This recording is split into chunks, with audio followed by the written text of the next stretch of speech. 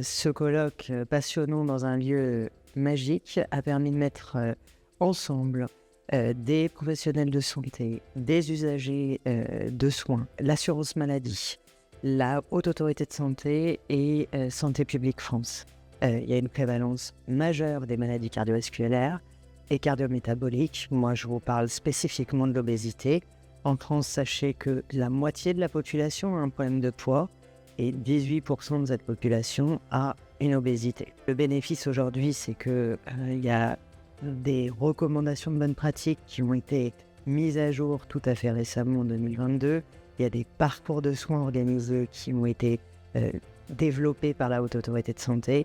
Il y a des centres spécialisés obésité qui prennent en charge les patients atteints des obésités les plus sévères et qui sont en train de créer des filières pour prendre en charge les patients atteints d'obésité moins sévère.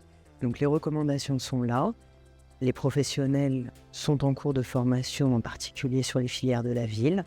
On a maintenant une révolution puisqu'on a des médicaments de l'obésité qui ont démontré et leurs bénéfices sur le poids, dans une vraie sécurité de ces médicaments. Mais ce qui est encore plus nouveau, c'est qu'il y a même des bénéfices en dehors du poids qui ont été démontrés sur la réduction de la mortalité cardiovasculaire, sur l'amélioration de l'apnée du sommeil, sur la résolution de la MASH, sur la prévention de l'apparition du diabète, toutes comorbidités que je viens de citer qui sont fréquemment associées aux obésités les plus sévères. Donc on a aujourd'hui plusieurs molécules différentes qui sont disponibles à la prescription. L'enjeu majeur actuellement, c'est que l'obésité, ça reste une maladie associée à un gradient social défavorisé et que ces médicaments ne sont pas encore remboursés pour la prise en charge des patients les plus sévères.